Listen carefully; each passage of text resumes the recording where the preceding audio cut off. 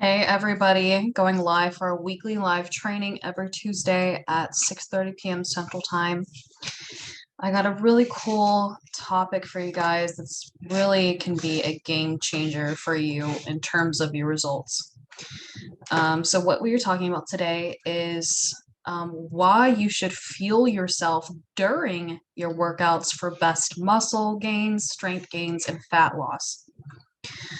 So to go into why you should be fueling yourself during your workouts. And by the way, it's technically right before, during, and after your training with these specific nutrients that I'm going to cover that's going to deliver the best results. So to best understand that, it's going to be important to understand, first of all, what is the goal of exercise?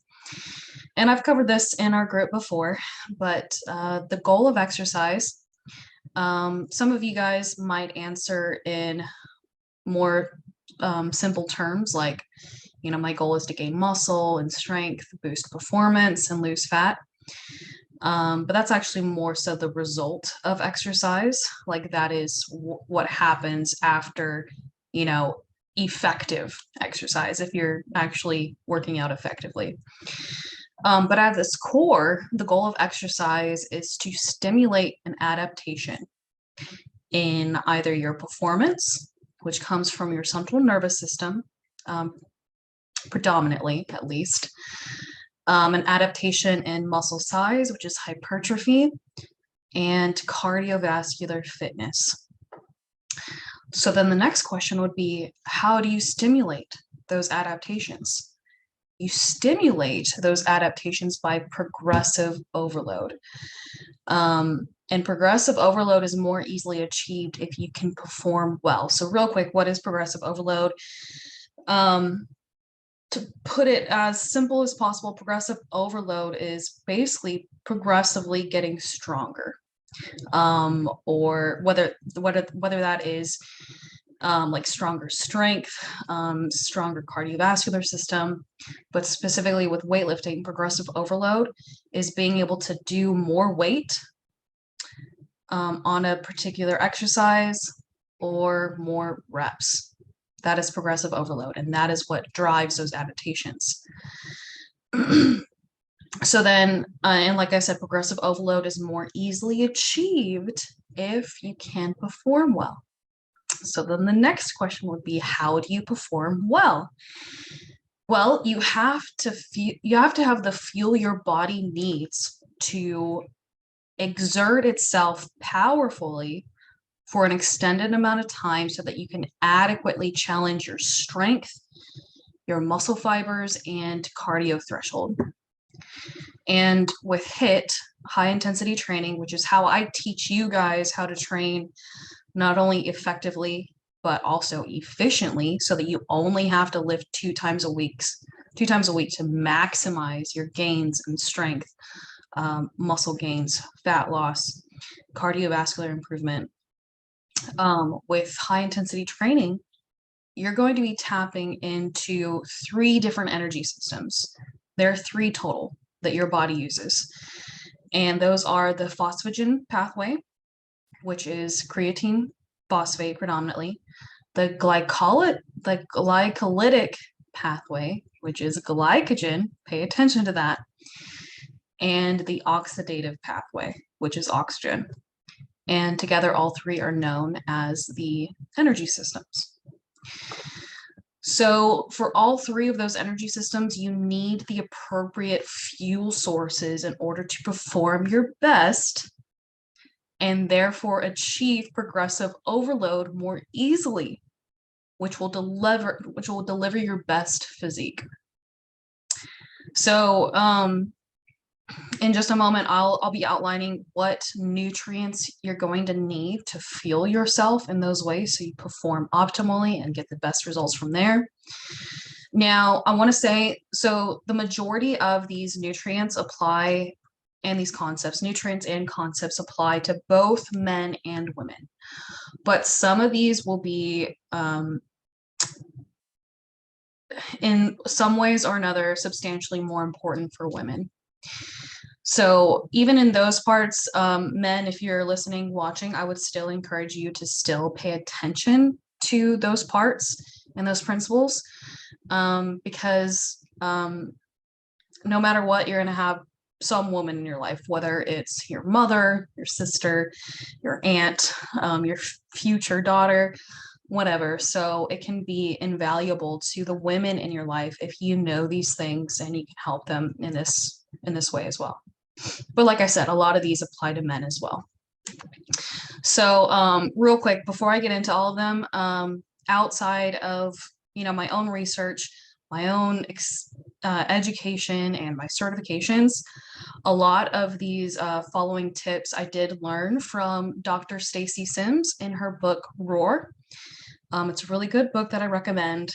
And when it comes to the principles that apply more to women versus men, that's where I got a lot of that information there. Okay, so the first nutrient that you're going to need to perform your best and therefore deliver your best physique are BCAAs, branched chain amino acids, particularly the amino acid leucine. So this topic specifically does apply a bit more to women than it does men, but men can still benefit from this. It's just that there is a more significant benefit for women supplementing with this than there is for men. Okay. By the way, guys, if you'll have any questions, just put it in the chat and I will get to them later. So BCAAs, especially leucine, help to boost muscle repair and prevent muscle catabolism, which is muscle breakdown. They also help to prevent fat storage as well.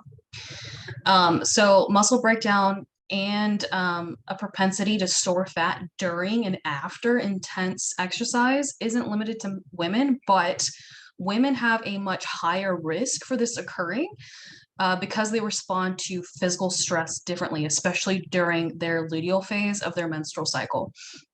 And the luteal phase of their menstrual cycle is typically between days 15 to 28, depending on when you ovulate. So BCAAs pre-training also help to fight the lack of, Dr. Stacy Sims describes it as a lack of mojo, meaning motivation and drive, that women can often experience in their luteal phase. But BCAAs help, especially during this phase, because they are able to cross the blood-brain barrier, which means bypassing digestion and are absorbed directly into the bloodstream. And it decreases the estrogen progesterone effect on central nervous system fatigue. So estrogen and progesterone are highest during the luteal phase. And with that can be fatigue, specifically central nervous fatigue, which is really important for strength gains and progressive overload. So this is so important for women to do. Progesterone, which is again highest in the luteal phase, is extremely catabolic, meaning it breaks down muscle very easily, and it inhibits recovery. And you guys know from what I teach in this group about HIIT, high intensity training, recovery and adequate recovery is crucial for you to keep seeing gains and to keep progressing in your physique and your performance. So you should aim to consume, when it comes, so BCAAs are basically the building blocks of protein. But specifically, like let's say you technically don't have to have BCAAs after a workout. You should have them before, but you don't technically have to have them after a workout because you can get the same benefits from whey protein, which has a really good and adequate profile of different BCAAs. So it basically does the same thing. So basically, overall, to summarize, to prevent muscle breakdown, fat storage, and to help recover faster, women should, and some men can do this too, Take 5 to 7 grams of BCAAs immediately before and after your training sessions. But if you don't want to take them after, you can instead replace that with whey protein. And by the way, if you should do that within 30 minutes of finishing your training session. Otherwise, particularly for women, that catabolism can happen pretty quickly.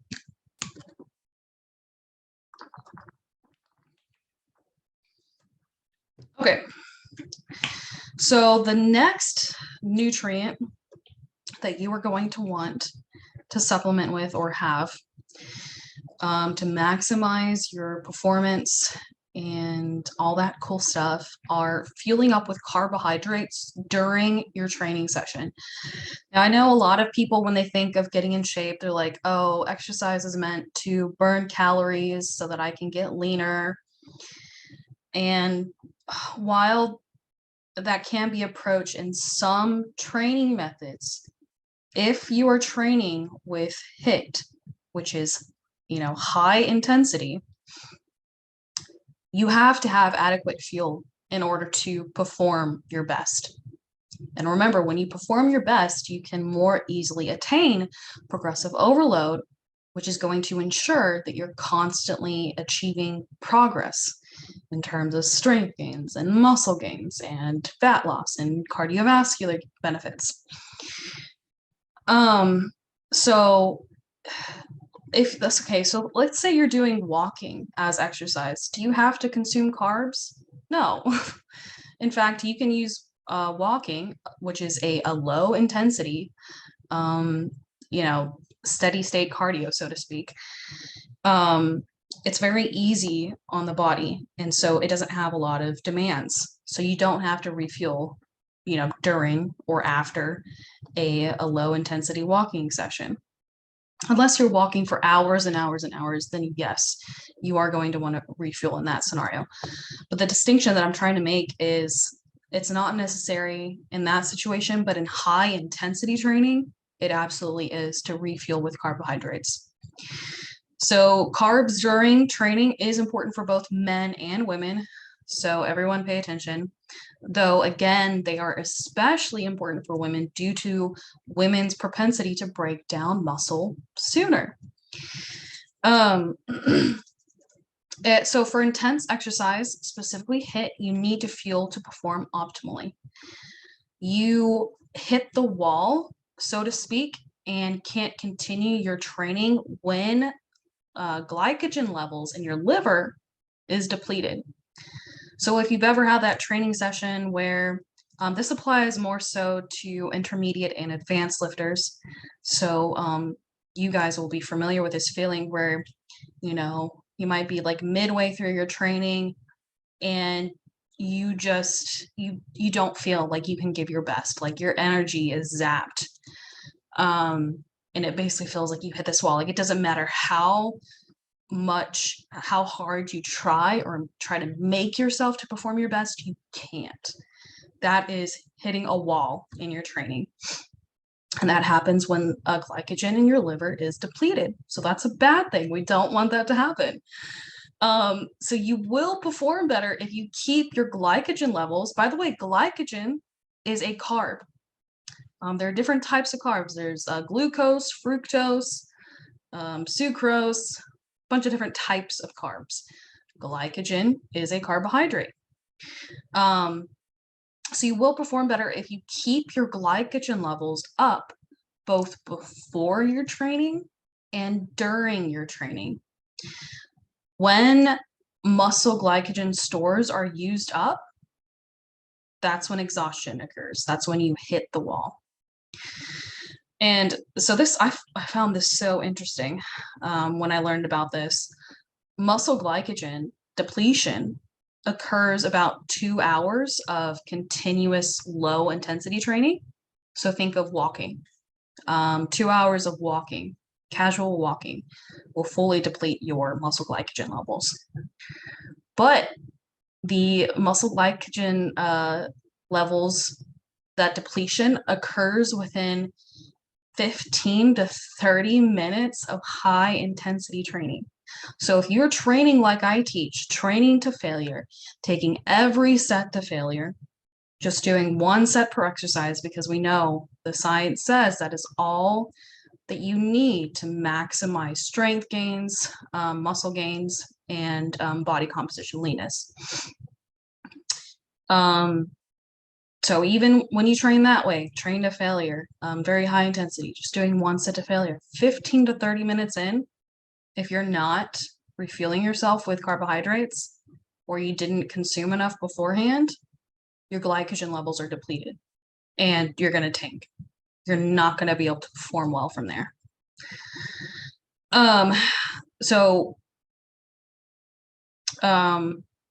Okay, covered that. Awesome. So carbs during your workout help to boost performance and prevent muscle breakdown for energy. By the way, so glycogen is stored not only in your liver, but in your muscle bellies as well. So what's going to happen when you aren't providing your body the fuel that it needs, the glycogen, to perform the way that you're asking it to perform?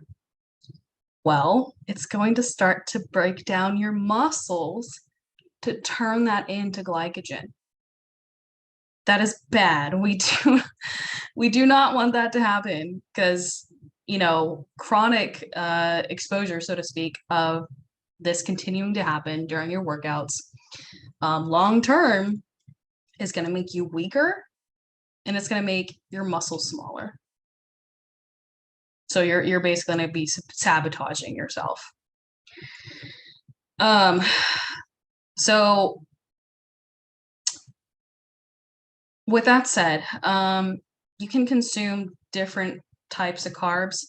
Not every carb is going to be best for consuming during your workout. For example, like you wouldn't want to eat brown rice during your workout because it's more complex carbohydrates, particularly with the fiber. So it takes longer for your body to break down and turn into glucose. So you want fast, quick digesting, quick absorbing carbohydrates. So I've seen people like eat gummies and stuff like that, like gummy candy. But I would suggest, like, especially if you're trying to be more health conscious, which I highly recommend because health issues can accumulate over time and that can affect your progress in the gym and gut health and all kinds of stuff. So what I personally recommend is to drink 32 ounces of coconut water during your lifting session. And that's basically hitting two birds with one stone.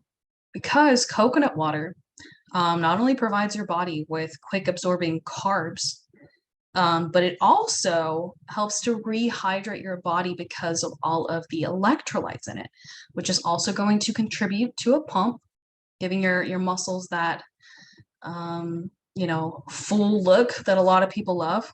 Which, by the way, a pump is not required to see to get muscular and strength gains, but it's just fun to have. Especially if you add sea salt to the coconut water. That's what I do. I'd say if you're a beginner, 16 ounces is enough. That's about 100 calories. But if you're more advanced or intermediate, then the 32 ounces of coconut water is great. It's about 200 calories. Okay, and then as a bonus tip for that coconut water, you can also add creatine in it to restore your power fuel source, which I'm going to cover next. So I think we're on number 3. So the third one is consuming creatine. So this applies to both men and women, but again, it's a bit more beneficial from a supplementation standpoint. So creatine phosphate is one of your energy systems, like we talked about earlier. Oxygen, think of cardio. Lactate, think of bodybuilding. And creatine phosphate, think of powerlifting or sprinting. So creatine phosphate, or creatine, is responsible for the energy system that provides power. your ability to exert yourself as hard as you can for a short amount of time. So like a 1 rep max on squats, like in powerlifting. Like let's say you're doing a powerlifting competition and you're squatting like 500 pounds for 1 rep. Then the energy system that's responsible for delivering that power is creatine phosphate, ATP. Sprinting, same thing. You're sprinting as hard as you can, but the thing about creatine phosphate is that energy system runs out very quickly, but it can restore itself within about 3 to 5 minutes at least of rest after that bout of exercise. Meaning that bout of like the 1 rep max or the bout of sprinting as hard as you can. That's what I mean by that. So creatine phosphate has to do with explosiveness and cycling ATP. And by the way, ATP is our body's main energy source for all bodily processes.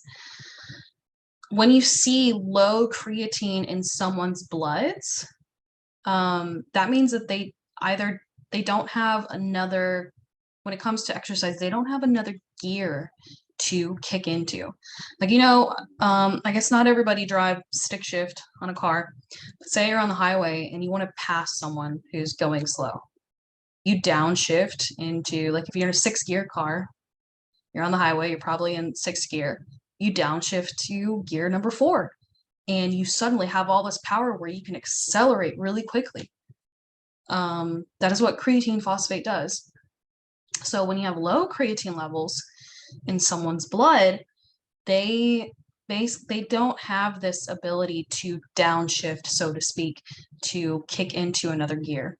And so they lack that speed and power and explosiveness. And that's a problem for trying to achieve peak performance and strength gains.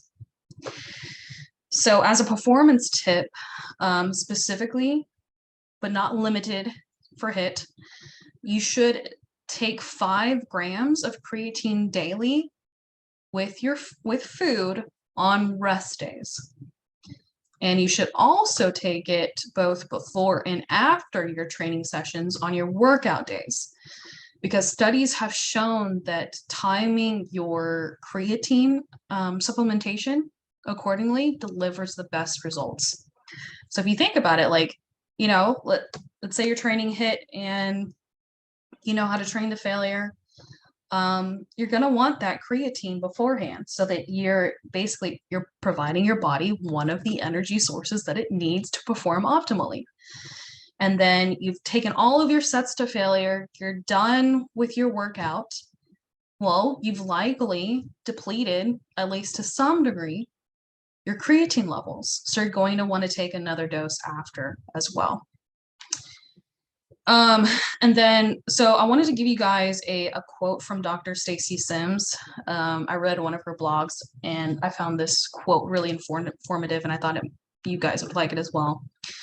So she says, quote, "Creatine is a naturally occurring substance found in your muscle cells that helps them produce energy during high intensity exercise and heavy lifting. 95% of all creatine is stored in your skeletal muscles, and you can bump up those creatine reserves by about 20% with supplementation. So that's a benefit." Quote, "Women naturally have 70 to 80% lower creatine stores than men, and we typically consume significantly lower amounts of dietary creatine, which comes primarily from animal foods like beef compared to men. So it's little surprise that research finds that women may benefit more from supplementing this ergogenic aid." The 2016 study found that females had greater relative performance improvements over males, with males experiencing about a 6% increase in performance and females enjoying a 15% increase in performance, more than double the benefit, end quote. So creatine supplementation helps both men and women, but women can benefit even greater from supplementing with creatine. So I recommend everybody take creatine. And even if you're not a lifter and you don't ever want to lift, which I don't recommend, but like even in that scenario, like creatine has a lot of mental benefits, and there's studies that show that it helps even people with depression overcome depression. So it's really cool. So the final point is you're also going to want to consume more calories, and I also do not recommend fasting, especially for women, but again, for men as well. To perform your best, you will want to consume extra calories on your lifting days. And I generally suggest 100 extra calories for beginners. And the reason why is because, again, they don't yet know how to tap into those power reserves. They don't know how to train to failure yet, which is completely normal. It's a learning process for everybody. So that's why I recommend just 100 extra calories for them. Again, it's going to be different for everybody depending on, body composition and all that stuff, but generally 100 extra calories for beginners. And for intermediate and advanced lifters, I recommend about 200 extra calories on lifting days. That's what I'm talking about here. So, and this is, of course, assuming that your training HIIT, which if your training HIIT, just doing 1 to 2 sets per failure, depending on if you're a beginner or advanced lifter, and only doing a select few exercises, your workout session shouldn't take more than 60 to 75 minutes, an hour, 15 minutes. So those are the calorie recommendations within those constrictions. Like, obviously, if you're working out for like 3 hours, then yeah, you're going to want to eat more calories. But if you're training HIIT and you're training effectively, you're not going to be training for over 75 minutes. Okay, so, and let's see. So women, again, there's another caveat here. They're different again here. So when it comes to consumption of calories, in their luteal phase, which is typically days 15 to 28, women, especially closer to the days before their periods, they need an extra 100 to 200 more calories, and this is on top of the training days too. So if it's a training day and you're an intermediate advanced lifter, you should be eating 200 extra calories for that training session. Let's say you're also in your luteal phase, especially closer to your period, you should be eating an additional 100 to 200 calories on top of that. And this is also interesting. So anecdotal, of course, but a lot of women will express extra cravings right before their period and express more hunger. And when you think about it, comparing the anecdotal to the science, it makes sense. They're craving more because they actually need more calories. Now, not the amount that some women typically will go for, like where they binge on chocolate or ice cream, whatever. It's just an extra 100 to 200 extra calories. Okay, so on the topic of fasting, real quick. Again, women react differently to periods without food, meaning fasting. Fasting for women can make them fatter due to chronic elevations of cortisol.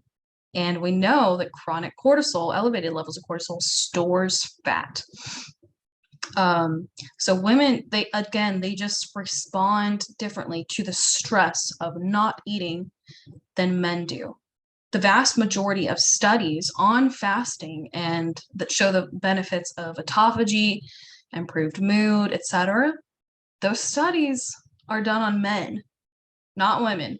And Dr. Stacy Sims often says, quote, "Women are not small men," meaning just because studies reflect some benefits for men doesn't mean that it will have the same effect on women.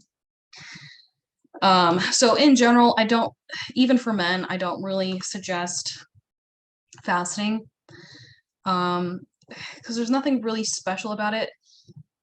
It can be a useful tool if it helps you to adhere to a calorie restriction, like let's say you prefer to eat larger meals, but you have limited calories to eat from, then it can be a useful tool in the sense that it makes your eating window smaller. And so you can stuff all that food in that shorter eating window. But I definitely don't recommend fasted training because we know that that's going to hinder your performance. It's going to deplete your glycogen. So both for men and women, I don't recommend fasting, intermittent fasting, but it's especially detrimental for women. So real quick, let's summarize. I have a 5-step summary for you guys. So the first thing is don't fast, not even intermittent fasting, especially you women, don't do it. Number 2 is consume 5 grams of BCAAs immediately before and after your training. On your rest days, you can just do it once a day, the 5 grams once a day with a meal. On your workout days, it's immediately before and after your training sessions. Or if you don't want to consume the BCAAs after your training session as well, you can replace it with a whey protein shake. Number 3 is you're going to consume 5 to 10 grams of creatine daily. And so, oh, did I mix it up? Hold on. Yes, okay, so the BCAAs was 5 grams of BCAAs before and after your training. That just applies to your training days only. Sorry about that, guys. Number 3 is consume 5 to 10 grams of creatine daily. 5 grams on your rest days with food, and 5 grams immediately before and after your workout sessions on workout days. Number 4 is consume carbs during your workouts. I personally recommend drinking 16 to 32 ounces of coconut water with sea salt added to it. You can also add your creatine to it as well. I would say that can count as your post creatine supplement after your training session, because I do recommend having the 5 grams definitely before. So if you want to put your after creatine scoop in your coconut water, that's perfectly fine. And then number 5 is, this applies to women only, consume 100 to 200 extra calories during your luteal phase, which are days 15 to 28, depending on when you ovulate. Cool, guys. So do y'all have any questions on any of that? Just type it in the chat. Let me check. Yeah, so Adolfo says focus on high leucine. Yes, absolutely. Especially with the concept that I was talking about earlier, how women are more susceptible to muscle catabolism, which is muscle breakdown, and fat storage if they are not adequately fueled with BCAAs. Leucine has the most impact on preventing that, and leucine is a BCAA. Jose Cuervo says, why do you add the sea salt? So salt is it is an electrolyte. It is a necessary nutrient as well. So when you're working out intensely, you're going to be losing a lot of salt. That's why your sweat tastes salty. And so you're going to want to restore that. It's going to boost your performance. You're going to be able to perform better. Your muscles are going to be able to contract better. And it's a necessary nutrient that your body needs, particularly, but not limited to, of course, like your adrenals. If you're training intensely, your adrenals are going to be kicking in. Your thyroid needs it. It's required for many bodily processes. And it also, interestingly, can help to add a pump because there is actually salt in your blood system, your bloodstream, and that basically helps to pull in water into your blood, and that pulls in water into your muscle bellies, which helps to make them look fuller, adding to the pump look that you get from training. Cool. I think that's it. If you guys have any questions later, just let me know, but I hope you guys like this training. I thought it was really fascinating. I love stuff like this. But yeah, I will talk to you guys soon.